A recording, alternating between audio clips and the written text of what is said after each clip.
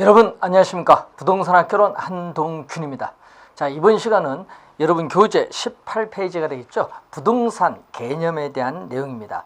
자, 이 부동산 개념과 관련해서 여러분이 아까 앞에서 배우셨을 때 이 부동산 개념은 우리가 이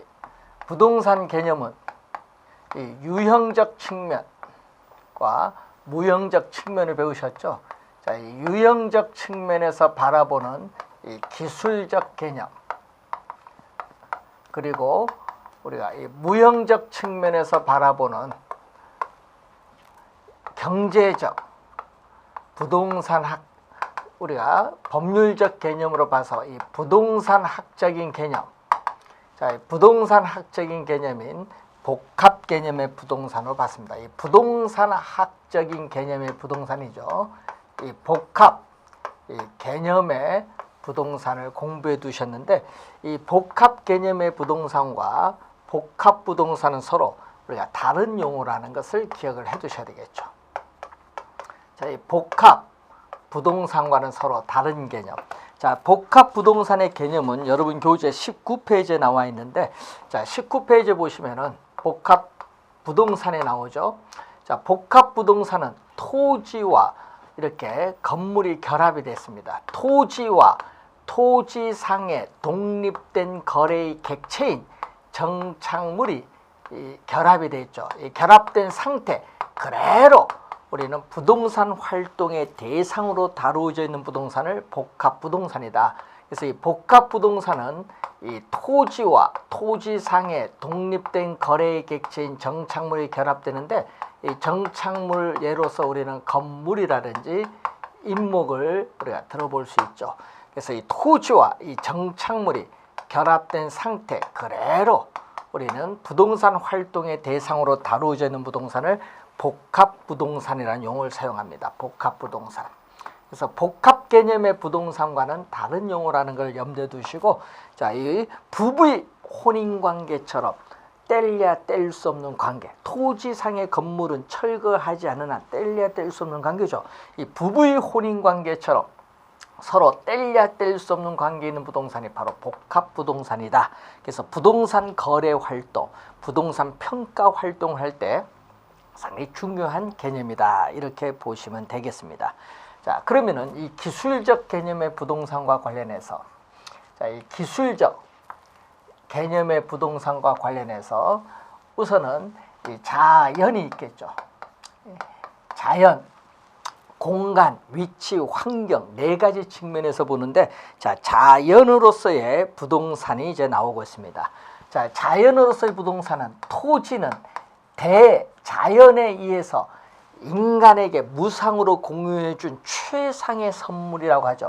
그래서 이 토지는 자연물이다. 자연적으로 주어져 있는 물건이다는 얘기죠.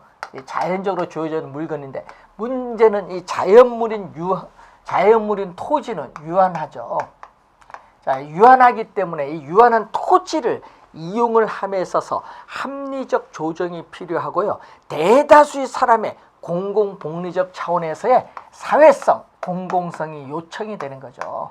이 사회성, 공공성이 요청이 된다는 것을 염두에 두셔야 되겠죠. 이 사회성, 공공성은 바로 토지, 공개념의 근거다. 사회성, 공공성은 토지, 공개념의 근거와 관련 있죠. 사회성, 공공성이 요청된다는 것. 그리고 최근에는 토지의 개발보다는 토지의 보존을 중시하는 경향이 두드러지게 나타나고 있습니다. 자, 그렇기 때문에 이 토지가 자연으로서 가지고 있는 부동산의 가치를 점점 크게 의식하고 있기 때문에 개발보다는 보존이 중시되는 경우죠. 자, 그 내용 한번 확인해 보시기 바라고요. 두 번째는 공간의 개념이 나오죠. 공간. 자, 이 공간의 개념이 또 우리 시험 지문에 또 자주 출제가 되고 있죠. 공간. 자, 이 공간의 개념을 보면은 이 민법 제212조 조문입니다. 민법 제212조 조문을 보면은 토지 소유권은 정당한 이익 있는 범위 내에서 토지의 상하에 미친다라는 그러한 개념이 나오죠. 예? 그러면은 이 민법 제212조 조문을 보면은 이 토지 소유권의 공간적 범위가 나오죠. 자, 토지 소유권은 이 정당한 이익 있는 범위 내에서 토지의 상하에 미치는데 그 상하가 바로 공간입니다. 이 토지 소유권의 공간적 범위는 입체적으로 규정하고 있다. 입체적으로 규정하고 있는데 이 지표상에 있는 이 토지인 택지, 계곡, 수면 등과 관련돼서 이해되는 2차원적인 평면 공간인 수평 공간이 있고 지표에서 이 지구의 중심을 향한 공간인 바로 지중 공간의 개념이 있고 또 이 지표상의 주택, 빌딩 등 기타 공중을 향하여 연장되는 일정한 높이 공간. 자, 공중 공간은 공중을 향하여 무한대로 확대되는 공간이 아닙니다. 일정한 높이의 공간에 한한다. 그래서 이 수평 공간에 지중, 공중을 더해서 부동산 활동의 대상으로서의 토지는 이 3차원의 공간이다. 3차원의 공간이면서 우리가 입체 공간의 개념을 가지고 있다. 자, 이 3차원의 공간이면서 입체 공간의 개념을 가지고 있습니다. 입체 공간의 개념을 가지고 있다. 이렇게 보시면 되겠습니다. 자, 그러면은 이 관련해서 우리는 이 토지 소유권은 정당한 이익 있는 범위 내에서 이 정당한 이익 있는 범위라는 것은 우리가 사회의 통념, 일반적 관념이죠. 사회의 통념상 또는 법이 허용하는 범위, 법이 허용하는 범위 내에서 그 경제적 가치가 인정되는 한도까지로 하고 있고요. 지표에서 지하 몇 미터, 공중 몇 미터 구체적으로 규정되어 있는 것은 아니라는 거죠. 그래서 이 구체적 범위, 이 토지 소유권의 공간적 범위에 있어서의 구체적 범위의 해석에 대해서는 법원의 판단에 의존하는 경향을 가지고 있습니다. 자, 그래서 여러분이 이 관련된 그러한 내용 한번 확인을 해 보시기 바라고요. 자, 20페이지 보시면은 이 민법 제212조는 토지 소유권의 공간적 범위로서 재산권 보장에 있어서의 법률적 근거를 제시해주고 토지 가격은 수평 공간의 가격, 지중 공간의 가격, 공중 공간의 가격을 다 더해준 겁니다. 그래서 개개의 공간 가격을 다 더해준 걸 총화죠. 총화라고 표현하고 있고요. 자, 부동산 활동에서의 대상으로서의 토지는 3차원의 공간 활동이라는 걸 명심해야 되겠고 또 부동산업은 3차원의 공간업, 부동산 활동은 3차원의 공간 활동, 부동산 개발은 3차원의 공간 개발이라는 것도 기억을 해두시면 되겠습니다.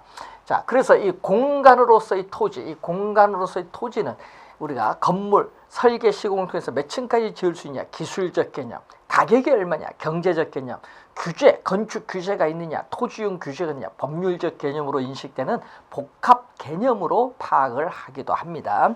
자, 그리고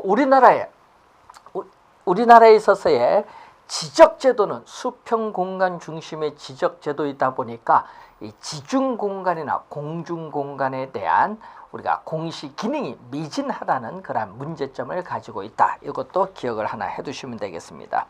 자, 그래서 이 토지 소유권이 미치는 권리나 이익의 범위는 우리가 토지마다 다를 수가 있기 때문에 한번 확인을 해보도록 하겠습니다. 자, 21페이지 보시면은 이 토지 소유권의 공간적 범위와 관련해서 이 지표상에 있는 토지를 배타적으로 이용할 수 있는 권리를 지표권인데, 자, 이 지표권에는 건물을 건축할 수 있는 권리, 지표에 있는 물, 지표수를 이용할 수 있는 권리, 그리고 작물을 경작할 수 있는 권리 등은 토지 소유권의 내용에 포함이 되고 있습니다.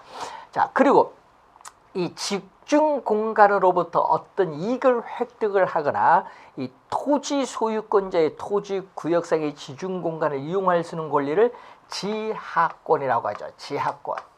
자, 이 지하권 중에서도 여러분이 이게 나오죠. 토지 소유자의 통상적인 이용 행위가 예상되지 않으며 이 지하 시설물 설치로 인해서 우리는 토지 소유자에 있어서의 권리, 토지 소유자에 있어서의 이용에 영향을 우리가 미치지 않는 이 범위를 한계심도라고 하죠. 한계심도. 자, 이 한계심도에 있어서의 개념이 나오는데 영향을 우리가 미치지 않는 깊이, 토지 소유자의 토지 이용행위에 영향을 미치지 않는 이 깊이가 한계심도인데 문제는 요거죠. 자, 이 범위는 우리가 바로 뭐냐면 사적 지하권입니다. 여러분 지하에 있는 안반이나 지하수는 토지를 구성하는 본질적 부분이기 때문에 토지 소유자의 권한이 미칩니다. 자, 그런데 이 밑에 있는 이 부분이 중요한 거죠. 밑에 있는 이 부분. 자, 이 부분이 바로 뭐죠?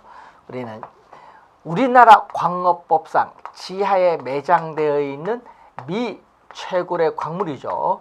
이 미채굴의 광물에 대해서는 국가가 광업권을 부여하는 권능을 가지고 있기 때문에 토지 우리가 소유자의 권한이 미치지 아니한다. 상당히 중요합니다. 토지 소유자의 권한이 미치지 우리가 아니한다라고 규정을 하고 있죠. 자, 시험에 자주 출제되는 중요한 부분이죠. 체크를 좀 해두셔야 되는데 잘 기억을 해두시고, 자, 이게 바로 공적 지하권이죠. 공적 지하권. 자, 그리고 또 이 지표상의 토지 소유권자의 토지 구역상의 공중 공간을 일정한 고도까지 포괄적으로 이용 관리할 수 있는 권리를 우리는 공중권인데, 이 공중권에서도 토지 소유자의 토지 구역상의 공중 공간을 토지 소유자가 사적인 이익을 목적으로 이용할 수 있는 이 권리를 우리 뭐죠? 사적 공중권이죠. 이 사적 공중권. 자, 여러분 사적인 공중 공간을 이용할 때는 인접 토지 소유자의 권리를 방해해서는 안 된다. 인접 토지 소유자의 권리를 방해해서 나타나는 우리 가장 큰 문제가 일조권이라든지 조망권의 문제가 발생할 수 있죠. 자, 그럼 토지 소유자의 사적인 공중공간 이상의 공중공간을 공공기관이 공익을 목적으로 이용할 수 있는 권리를 공적 공중권인데, 이 공적 공중권에는 항공기의 통행, 항로라고 하죠. 항로도 있고, 그리고 전파, 공중파 같은 이 전파의 발착은 공적 공중권에 속합니다. 자, 그래서 이 공적 공중권을 항공권이라고 하는데 토지 소유자의 권리가 미치지 아니하겠죠. 자, 이런 내용을 우선 우리가 확인을 한번 해보시면 되는데, 자, 이 토지 소유권에 대한 공간적 범위는 지표권, 지하권, 공중권으로 구성되어 있고, 또 지하권이라는 용어 중에서 국가에 따라서는 이 지하권을 모두 토지 소유자의 권리로 인정하는 국가도 있지만은 이 지하권의 일부를 인정하는 국가도 있는데, 우리나라는 지하권의 일부만 토지 소유자의 권리로 인정을 하고 있습니다. 요 일부만 인정하고 있죠. 자, 그 내용을 우선 확인을 한번 해보시면 되겠습니다. 자, 세 번째는 위치가 되겠죠. 위치. 자, 위치와 관련해서, 자, 위치는 고정이 되어서 이동할 수 없는데, 그래서 위치가 가지고 있는 유용성이 부동산의 유용성을 우선 결정하고 있습니다. 자, 그럼 이 위치와 관련해서 절대적 위치가 있죠. 자, 위치와 관련해서 이 절대적 위치는 바로 이 지리적 위치의 고정성입니다.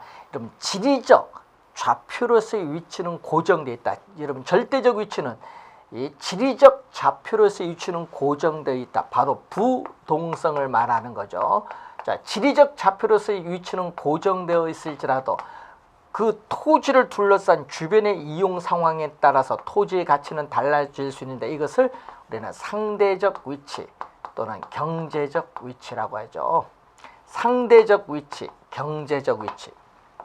이 지리적 좌표로서의 위치는 고정되어 있을지라도 주변의 토지 이용 상황에 따라 토지의 가치는 달라질 수 있다. 이걸 상대적, 경제적 위치인데, 부동산에 있어서의 가치를 판단할 때는 절대적 위치보다는 상대적 위치를 더 중시한다는 그러한 개념이 우리가 중요한 거고요.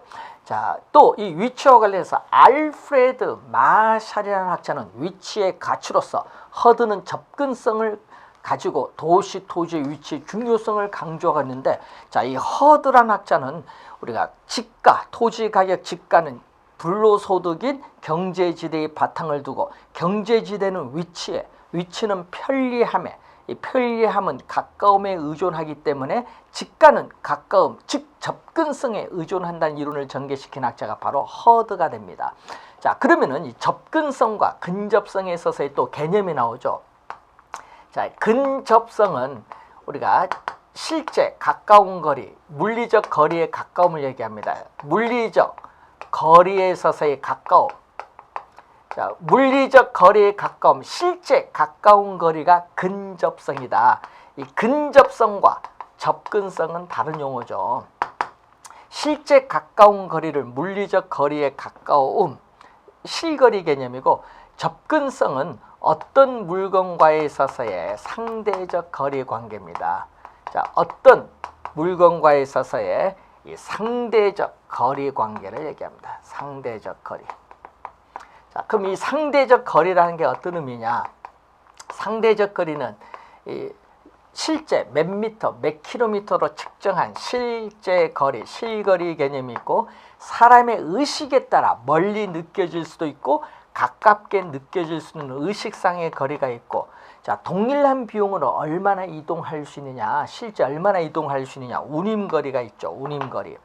그리고 우리는 교통수단에 승차하고 있는 시간을 의미하는 시간거리에 있어서의 개념이 있습니다. 자, 그렇기 때문에 이 네 가지 거리 개념이 있기 때문에 상대적 거리죠. 그래서 접근성은 대상 부동산이 위치하는 장소에서 목적물이 도달하는 데까지 소요되는 시간이나 노력, 경비 등으로 측정되는 상대적 비용을 접근성이라고 안정근 교수는 설명하고 있죠. 또 이 접근성은 또 뭐냐? 이 목적물에 도달하는데 거리적, 심리적, 경제적, 시간적 부담으로 우리가 측정되는 것을 접근성이라고 하고, 우리가 이 심리적 부담, 거리적 부담, 경제적 부담, 시간적 부담이 적을수록 접근성은 양호하다고 합니다. 그래서 접근성이 좋으면 좋을수록 입지 조건은 양호하고, 따라서 부동산 가치는 일반적으로 높게 나타나고 있다. 이렇게 보시면 되겠죠. 자, 그러면은 접근성의 특징을 보면은, 자, 이 접근의 대상물을 보면은 접근성이 좋을지라도 접근의 대상 물건이 위험이나 혐오의 대상 물건이라면 부동산의 가치는 감소하죠. 감가 요인이 됩니다. 가치를 감소시키는 감가 요인이 된다. 자, 접근의 대상 물건이 위험의 대상 물건인 변전소나 가스 충전소, 혐오의 대상 물건이라는 쓰레기 매립장, 화장터 등은 우리가 부동산 가치를 감소시키는 요인이 되겠죠. 접근의 정도와 관련해서 인간 생활에 반드시 필요한 경우일지라도 너무 지나치면 오히려 부동산 가치는 하락할 수도 있습니다. 자, 여러분이 주택 가까이에 시장이나 대형 할인점이라든지 학교라든지 병원, 공원 등이 있으면 좋은데, 뭐 시장 내에 있는 주택이나 하면 어떻게 돼요? 쓰레기 등으로는 악취나 소음 등으로 인해서 오히려 주택 가격은 하락할 수도 있죠. 접근의 정도. 자, 거리와 접근성을 보면 실제 거리가 가까우면 접근성은 좋습니다. 근데 항상 좋은 건 아니죠. 왜냐? 거리는 가까울지라도 일방 통행 관계로 멀리 우회를 해야 되는 경우, 또 주차장이 원거리에 있는 경우에는 접근성 면에서 불리할 수도 있다는 거죠. 자, 네 번째, 부동산의 용도와 접근성을 보면은 부동산의 용도에 따라 접근성의 중요성이나 평가의 기준이 달라지고 있죠. 자, 주거용 부동산인 경우에는 이 쾌적성이죠. 주택을 소유함으로써 느끼는 만족적인 쾌적성. 상업용 부동산은 제품 매출과 관련해서 수익성을 중심으로 판단하고, 공업용 부동산일 경우에는 생산성이나 수송비 전략을 중심으로 판단하겠죠. 자, 그래서 이 부동산에 있어서의 위치, 부동산에 있어서의 이 위치에 있어서의 평가에 있어서의 기준. 자, 부동산에 있어서의 위치에 있어서의 평가 기준은 그 위치가 가지고 있는 우리가 용도 내지는 유용성을 기준으로 우리는 평가를 하겠죠. 유용성, 입지 조건을 기준으로 평가를 하겠죠. 용도 내지는 유용성을 기준으로 평가를 한다. 자, 그런 내용을 중심으로 우리가 확인을 해 두시면 되겠습니다. 자, 네 번째는 환경이죠. 부동산이 위치가 고정된 이러한 부동산, 개별 부동산들이 모여서 하나의 지역의 환경을 구성하죠. 그래서 이 환경은 부동산 활동을 지배하고 부동산 형성에 많은 영향을 미치고 있습니다. 자, 그리고 능률적인 부동산 활동을 하기 위해서는 환경의 경계를 상정할 필요가 있죠. 환경과의 경계를 고려해서 접근을 해야 됩니다. 자, 환경이란 공간이 확대되어지는 형상인데 모든 특징을 같이 하는 그러한 환경은 무한대로 확대되는 것이 아니기 때문에 환경의 경계를 우리가 상정할 필요가 있다. 이렇게 보시면 되겠습니다. 자, 그럼 경제적 개념의 부동산과 관련해서 자, 여러분이 기술적 개념 우리가 봤고요. 이 경제적 개념의 부동산과 관련해서 부동산은 자산이죠. 자산. 자, 이 자산인데 부동산은 우리 실물 자산과 금융 자산으로 크게 나눠 보는데 이 금융 자산은 화폐로 표시된 자산으로서 뭐 현금, 뭐 예금이라든지 주식, 채권 등을 예를 들어 볼 수 있죠. 자, 이 가운데서 인플레이션이 발생하죠. 물가 수준이 지속적으로 상승하는 형상, 인플레이션이 발생하면은 화폐 가치는 하락을 하기 때문에 화폐로 표시된 자산인 금융자산을 보유하기보다는 인플레이션이 발생했을 때 실물자산의 가치가 오르기 때문에 실물자산을 보유하는 것이 실질적인 구매력을 보호받을 수 있기 때문에 유리하다. 이걸 우리는 인플레이션 해지라고 하죠. 자, 실물자산, 이 토지와 건물 등에 있어서의 부동산이나 금이란 자산이 실물 자산입니다. 이 인플레이션 해지란 용어 25회 시험에 우리가 출제를 또 한번 했던 용어죠. 자, 기억을 해두시고 이 자산 그리고 또 뭐가 있죠? 자본, 재산을 증식시키기 위해서 투하된 가치의 총액이 자본이고 또 기업의 생산 활동을 위한 공장 부지로서 제공되죠. 이 생산 요소 또는 생산재라고 하고 또 주차장의 용도나 이 콘도미니엄 같은 휴양 오락 장소로 제공되는 우리가 또 소비재, 이 소비재 자체가 최종 우리가 상품으로서의 성격을 가지고 있습니다. 자, 관련해서 우리가 시험 문제 또 출제를 했었죠. 17회 시험, 19회 시험, 22회 시험, 23회 시험에 우리가 출제를 또 한 그런 내용입니다. 우리가 확인 또 잘 해두셔야 되는 그런 부분이 되겠죠. 자, 26페이지에 문제 1번 보겠습니다. 자, 부동산의 경제적 개념에 해당하지 않는 것. 자, 상품, 자본, 자산, 소비재에 해당하는데 공장재단은 여기에 속하지 않죠. 공장재단은 바로 우리 법률적 개념의 부동산인 준부동산에 해당하는 그러한 내용입니다. 그래서 틀린 질문은 4번이 정답이고요. 자, 2번. 다음은 경제적 측면에서의 부동산에 관련된 설명이다. 가장 타당성이 없는 것. 자, 경제적 측면에서의 토지는 경제재 또는 생산 요소의 하나로서 우리가 연구된다. 자, 경제재는 자, 여러분 희소성 여부. 부동산을 희소성이라는 것은 부동산을 소유하고자 하는 인간의 욕망은 무한한데 그 무한한 욕망을 충족시켜줄 토지 자원은 한정되는 건데 희소성이 없는 건 자유재입니다. 아무런 대가를 지불하지 않고 여러분들이 마음대로 쓸 수 있는 상품, 햇빛 같은 걸 얘기하죠. 공기. 자, 경제재는 대가를 지불해만 쓸 수 있는 제품이죠. 토지, 경제재입니다. 희소성이 있다 얘기죠. 경제재는 토지가 됩니다. 그래서 경제재 또는 생산 요소의 하나로서 연구된다. 맞고요. 토지는 생산비가 투입된 것이 아닌데도 스스로 토지는 가치를 가지고 있는 존재이다 보니까 교환적 성격을 가집니다. 맞는 질문.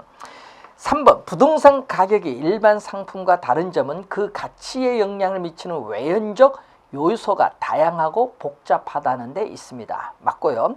경제적 측면에서의 부동산은 부동산의 수요 공급 관계적 위치, 가격 관계 등도 함께 다루어지고 있습니다. 맞고요. 경제적 측면에서의 부동산을 유형적 측면에서 보면은 자, 여러분 경제적 측면에서의 부동산은 무형이고요. 이 기술적이죠. 기술적 측면에서의 부동산을 유형적 측면에서 보면은 이용 기법적 측면에서 뭐 토지의 지질, 지세, 집안의 상태 이런 걸 나타나는데 이것은 기술적 개념입니다. 그래서 경제적 측면이 아니라 기술적 측면이죠. 5번 정답이 되겠습니다. 자, 다음은 법률적 개념의 부동산을 한번 바라보겠습니다. 자, 이 법률적 개념 또는 법제도상 개념이라고 하죠. 법률적 개념 또는 법, 우리가 제도상 개념에 있어서의 부동산을 보는데, 이 법률적 법 제도상의 개념은 광의, 광의라는 것은 넓은 의미라고 얘기하죠. 광의의 부동산은 넓은 의미의 부동산을 말합니다. 자, 그러면 이러한 광의의 부동산은 협의는 좁은 의미라고 하죠. 협의는 좁은 의미. 자, 광의 넓은 의미 부동산은 이 좁은 의미 부동산에 뭐를 더해준 거죠? 준 부동산을 우리가 더해준 것을 얘기하겠죠. 부동산이 아닌데 부동산으로 준한다. 준 부동산 또는 의제 부동산을 의미하는 개념이죠.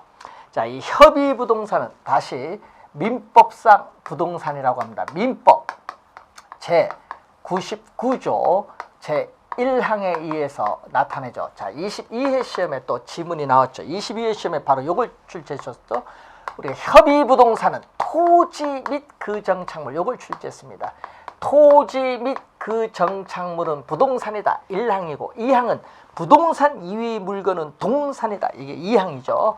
그래서 토지 및 그 정착물을 의미하는 개념이라는 걸 꼭 기억을 해 두셔야 되겠고, 자, 그러면은 이 민법 조문을 가지고 정의를 내리고 있기 때문에 이 협의 부동산을 우리는 민법상 부동산이라고 합니다. 그래서 현행 우리나라 민법상 부동산은 토지 및 그 정착물을 말한다는 그러한 내용이 되겠고요.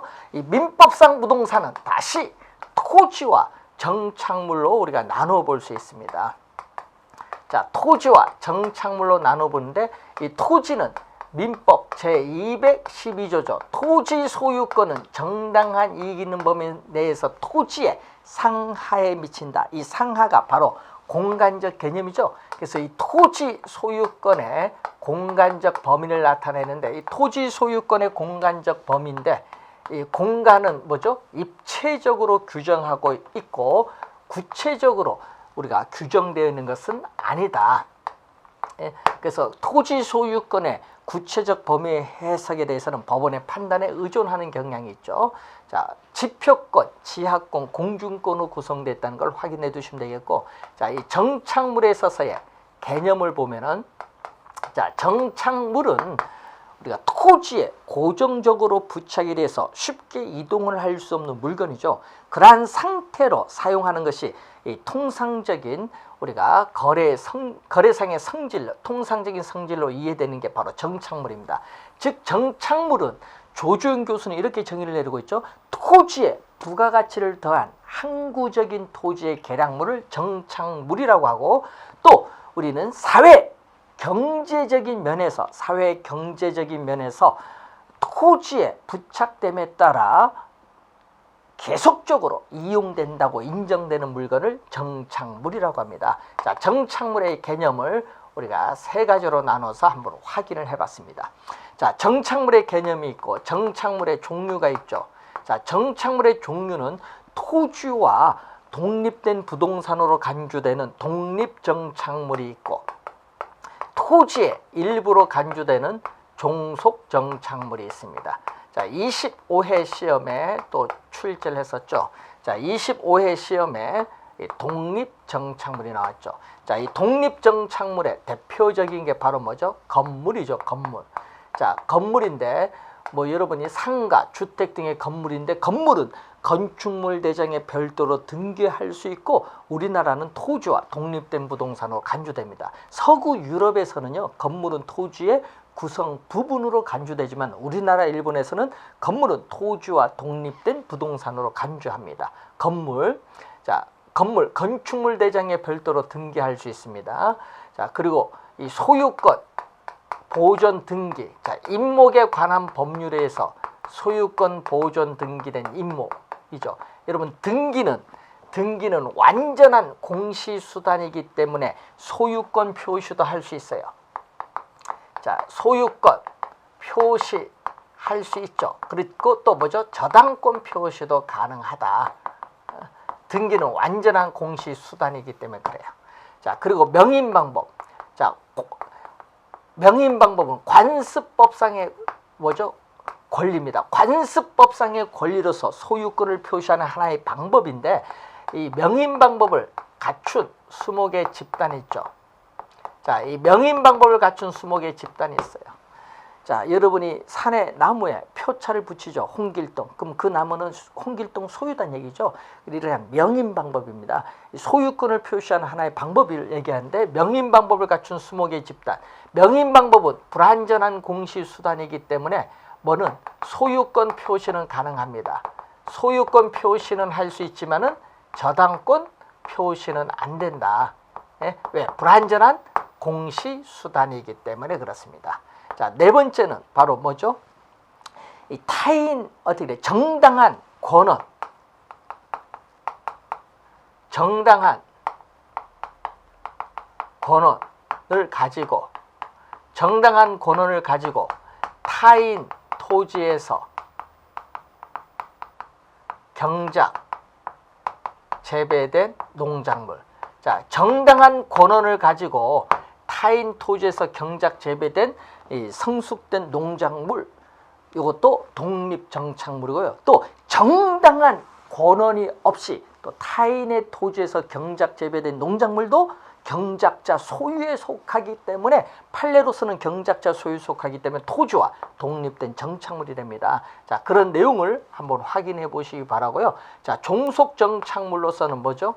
우리는 토지 일부로 간주되는 우리가 물건이죠. 우리가 도로의 포장, 아스팔트, 교량, 터널, 축대, 돌담, 울타리, 그리고 뭐 나무라든지 다년생 식물 뭐 이런 걸 들어보죠. 자, 매년 경작의 노력을 요하지 않는 나무, 다년생 식물, 자연식생 등은 토지의 일부로 간주되는 정착물입니다. 기억 좀 해두시기 바라고요. 자, 이 정착물 봤는데 그럼 정착물이 아닌 게 있겠죠. 자, 그러면 정착물이 아닌 것. 정착물이 아닌 것은 뭘로 분류하죠? 동산으로 분류하겠죠. 자, 동산으로 분류하는 정착물이 아닌 것. 자, 여러분 정착물은 사회 경제적인 면에서 토지의 부착됨에 따라 계속적으로 이용된다고 인정되는 물건인데 그러면 계속성이 없는 판잣집, 계속성이 없는 판잣집이라든지 가식중의 수목. 자, 여러분 다른 곳에 옮겨 심기 위해서 임시로 심어놓은 나무가 있죠. 우리는 가식중에 있는 수목, 정착물이 아닙니다. 계속성이 없기 때문에.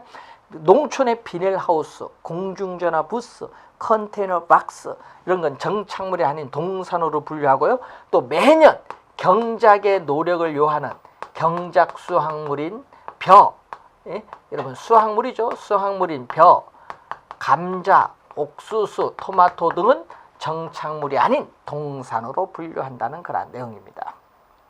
자, 정착물에 관련된 사항을 우리가 또 확인을 했고요. 또 정착물을 구분하는 기준이 있습니다. 자, 정착물 구분하는 기준.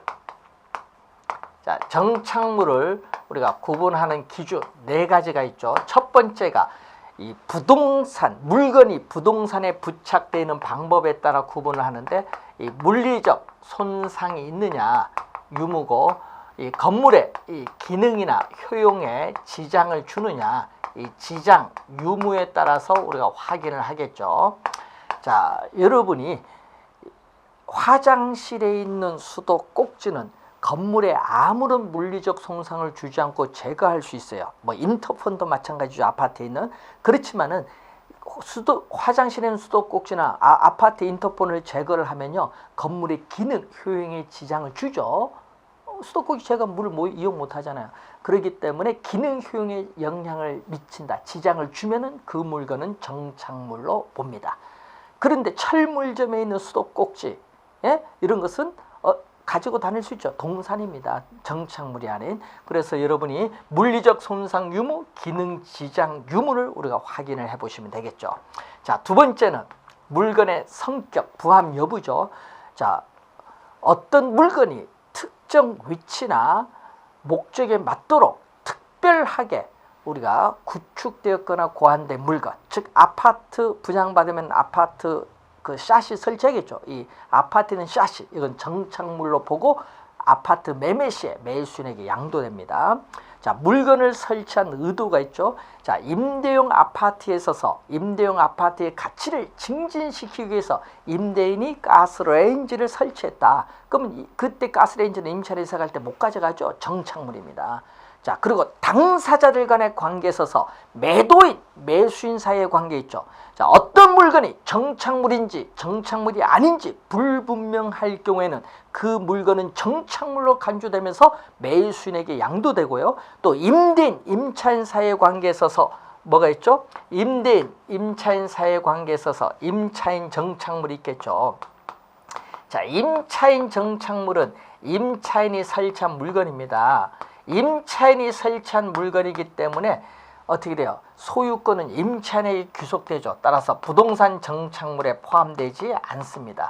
자, 임차인 정착물 대표적으로 어떤 게 있죠?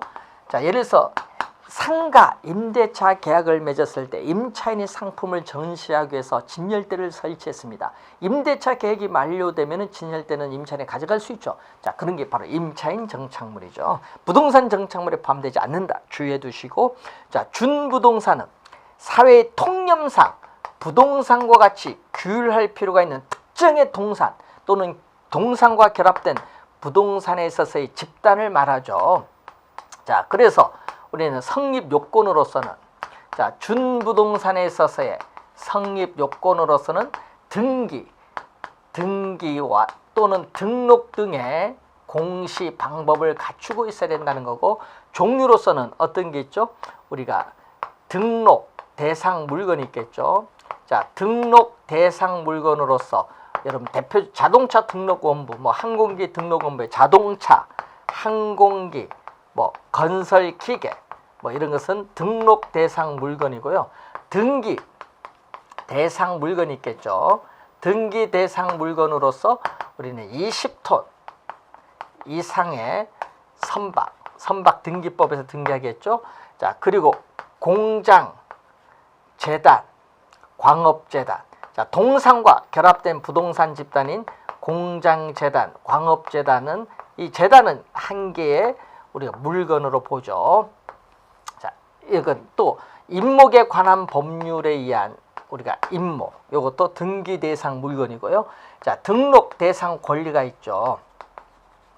예, 등록 대상 권리로서 뭐 있죠? 업권, 우리가 광업권, 이런 것은 권리죠, 권리. 자, 이런 것은 준부동산의 종류 정도만 확인을 한번 해보시면 되겠습니다. 그래서 준부동산은 우리가 시대, 나라 등에 따라 차이가 있다. 준부동산의 범위는 시대, 나라 등에 따라 차이가 있다는 그러한 내용 확인해 두시기 바라고요. 자, 여러분 교재 27페이지 문제 3번 봅니다.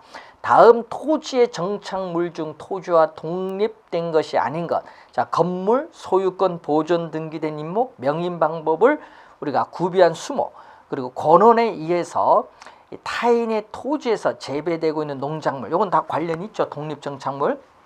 국어가 정답이죠.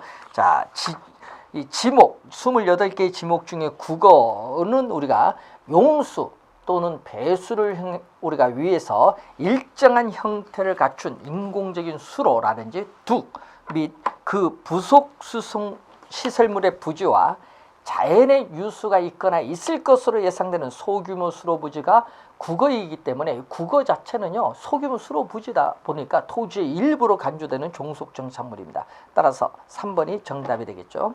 자, 관련된 내용 확인을 해보시기 바라고요. 29페이지로 가시면은 4번 문제 보겠습니다. 부동산 정착물에 관한 설명 중 틀린 것. 제거하여도 건물의 기능 및 효용이 손실이 없다. 손실이 없는 부착된 물건은 정착물이 아닌 동산으로 취급해줘. 여러분 철물점에 있는 수도꼭지 이런 걸 예를 들어 볼 수 있죠.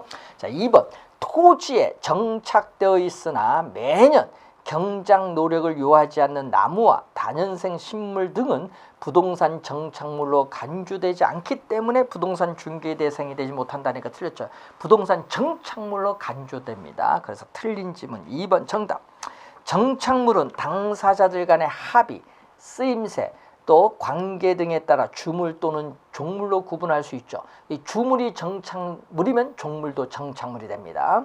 자, 4번은 정착물의 개념이고요. 5번 정착물은 토지와 서로 다른 부동산으로 간주되는 것과 토지 일부로 간주되는 것으로 우리가 나누어 볼 수 있다는 내용이죠. 자, 2번 지문이 정답이 되겠습니다. 자, 그러면 이제 거기에 3번 우리가 5번 문제 볼까요? 자, 30페이지 5번 부동산 개념에 관한 설명으로 틀린 것은 경제적 개념의 부동산은 자본, 자산, 생산 요소로서의 특성을 가지고 있고요. 자, 2번 협의 부동산은 토지 및 그 정착물을 말하죠. 민법상 부동산이라고 하고요. 준부동산은 부동산과 유사한 공시방법, 즉 등기, 등록 등의 공시방법을 갖춤으로써 광의부동산에 포함되죠. 이 협의부동산과 준부동산을 대해서 광의부동산이니까 준부동산은 광의부동산에 포함됩니다. 맞는 질문. 부동산의 물리적 개념을 기술적 개념인데 부동산 활동의 대상인 무형적 측면이 아니죠. 무형적 측면이 아니라 여러분 기술적 개념, 물리적 개념은 유형입니다. 유형적 측면의 부동산을 이해하는 데 도움이 되죠. 틀린 지문은 4번이 정답. 부동산, 토지는 생산재, 생산 요소이면서 최종 상품인 소비재이다. 맞는 지문이 되겠습니다. 그래서 5번. 맞는 지문이죠. 정답은 4번이 되겠습니다. 자, 이렇게 기본적인 부동산 개념에 대해서 묻는데 원래 출제가 예상되는 부분이죠. 그래서 여러분이 특히 이 부동산에 있어서의 개념과 관련해서 여러분 기술적, 경제적, 법률적 개념의 부동산, 이 부동산 개념이 원래 출제가 예상되는 부분입니다. 그래서 이 부동산에 있어서의 개념에 관련된 사항, 원래 출제가 되는 부분이기 때문에 잘 우리가 공부를 해 두셔야 되겠죠. 자, 우선 출제가 예상되는 부분. 자, 이번 시간에 가장 중요한 부분은 이 부동산의 개념, 이 기술적 개념의 부동산, 경제적 개념의 부동산, 이 법률적 개념의 부동산에 관련된 사항을 잘 정리를 해 두시기 바랍니다. 자, 다음 시간에는 부동산에 관련된 토지의 용어를 살펴보도록 하겠습니다. 수고 많으셨습니다.